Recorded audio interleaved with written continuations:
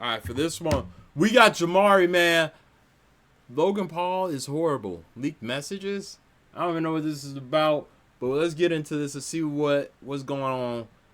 I know he in the WWE now, so let's see what he got going on, man. So at this point, it has been almost an entire year since Logan Paul decided to file a defamation lawsuit against Coffeezilla. This of course all stemmed from Coffee's coverage of Logan's CryptoZoo fiasco all the way back at the end of 2022. For those of you who might not remember, Coffee was the catalyst to shine light on what appeared at the time to be an abandoned project that Logan was promoting relentlessly the year prior. For the last 6 months, I've been working on my own NFT project that I believe is going to change the game. I think there needs to be a fresh take, and this project that I have is that fresh take.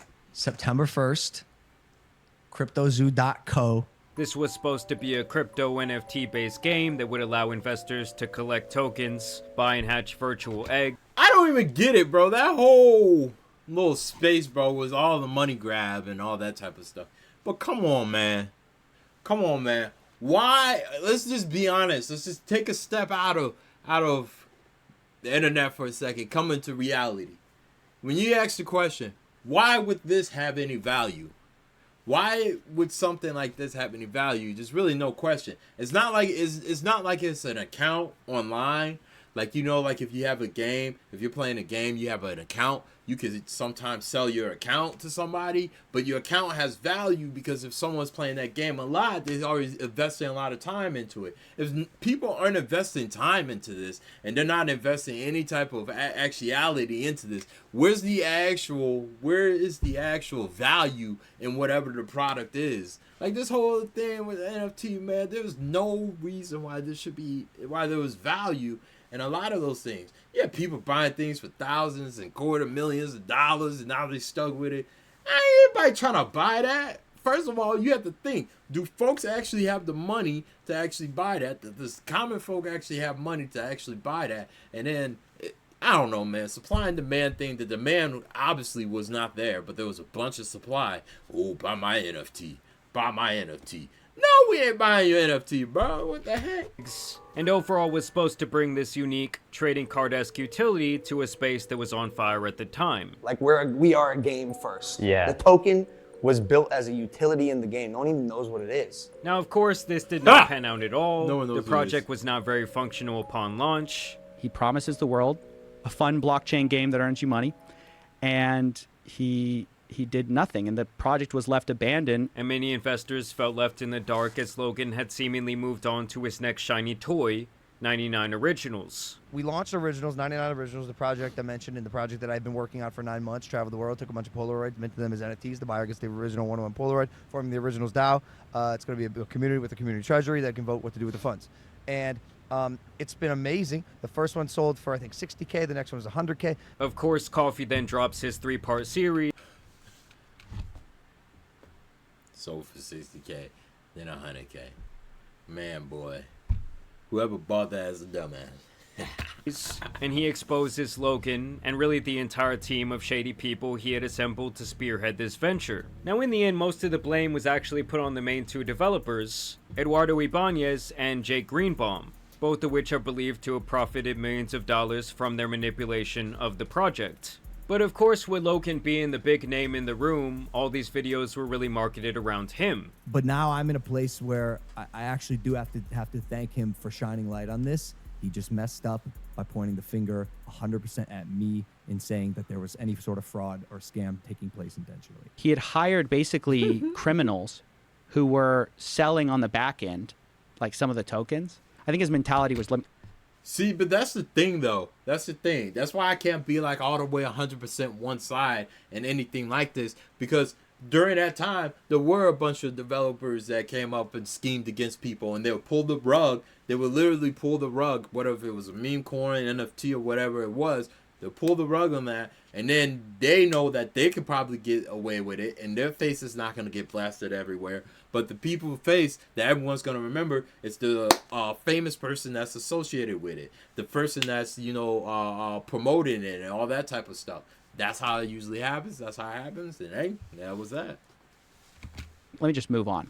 And while the 3 main videos in this series specifically are not listed in the actual complaint, as it was beyond the statute of limitations by the time Logan would file this, 2 later released videos and a tweet were sufficient enough for Logan to sue him for both libel and defamation, claiming that Coffee continued to paint him as a scammer who was operating in bad faith, despite knowing the actual truth about what was going on in the background. This was a far cry from when Logan had initially gone on record thanking Coffeezilla following the series. Coffeezilla is not a criminal. I called him, I apologized. My initial response to his series was that of fire and ego, but the fact is that suing Coffeezilla is not gonna help CryptoZoo holders, so I do need to focus my attention where it should be. Thank you, Coffeezilla.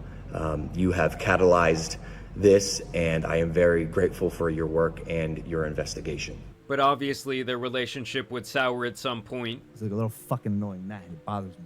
And in a statement released the next year in a documentary about his life, his tone was completely different. The CryptoZoo saga is far from over because it was a one-sided story.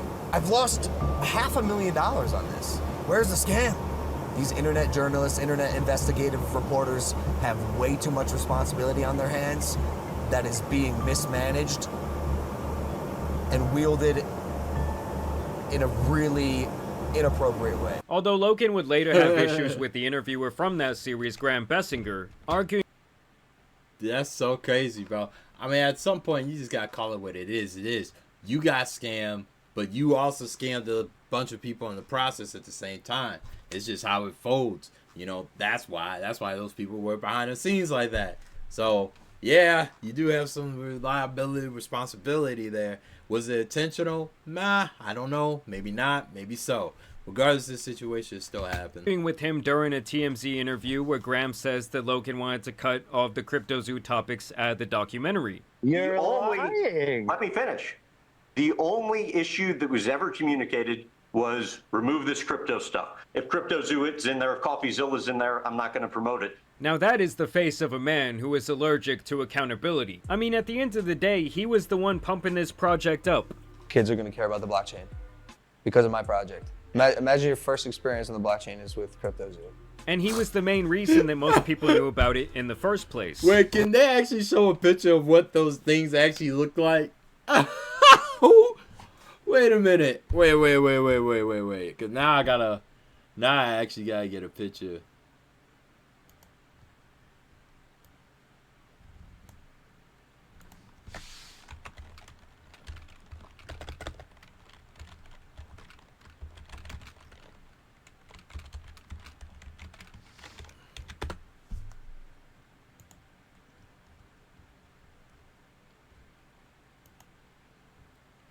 Like, this is what it looked like, bro. This is the type of stuff that they were saying is gonna have value. Now, you tell me if this is ever have value in the real world. What is that? Bro, this... Dude.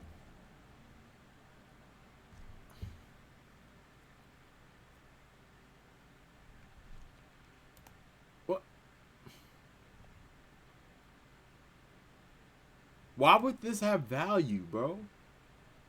Like, this is the type of stuff.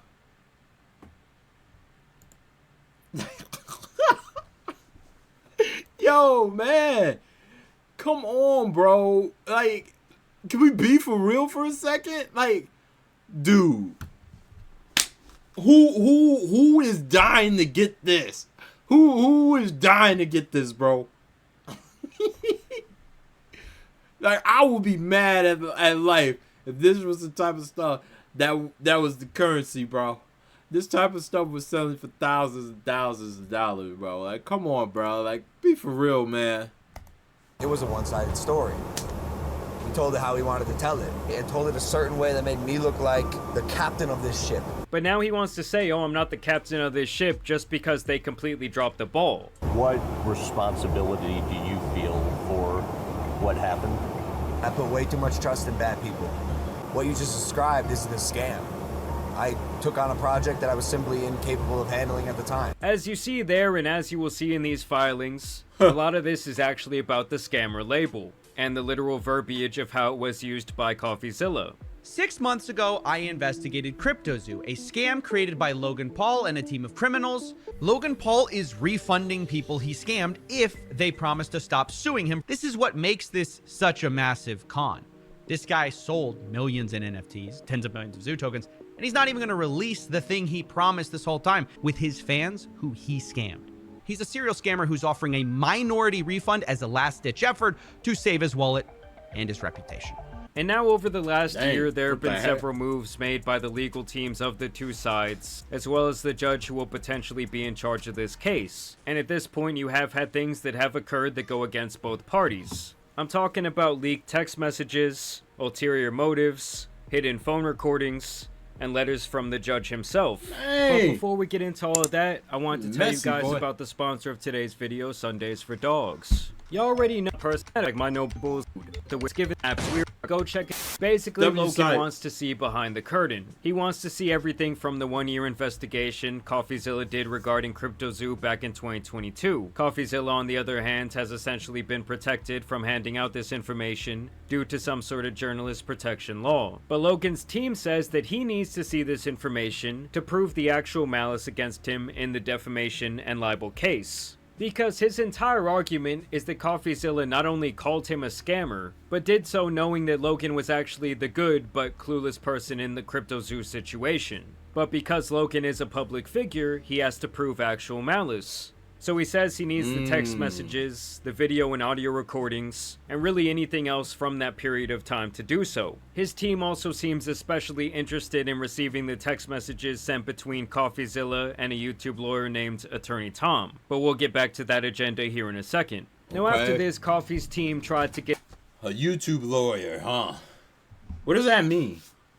this trial to motion for judgment, which basically means they want everything to stop right now, and they want the case to be decided based on the information provided in this pre-trial. Their argument is that when Coffee called Logan a scammer, it was simply hyperbole, and that no one should take his statements to literally mean that Logan committed actual fraud. They also argued that this was all a matter of opinion, citing a disclaimer Coffee places in the description boxes of his videos. But the Okay. judge actually did not agree with this, and he denied their motion to expedite the trial, which to me means he thinks that Logan might actually have a case here. And this Oh, would lead to shoot. them being able to file an objection to his decision, and this is where Coffee's team reveals these text messages between Logan and a friend, saying that Ooh. Paul brought this lawsuit about to silence and intimidate his critics from speaking about him. In a text from December 2022, Logan would say, "Lawyering up, suing this motherfucker into the ground. Then everything will come out. Court docs public, so everyone will see what happened for the good or bad."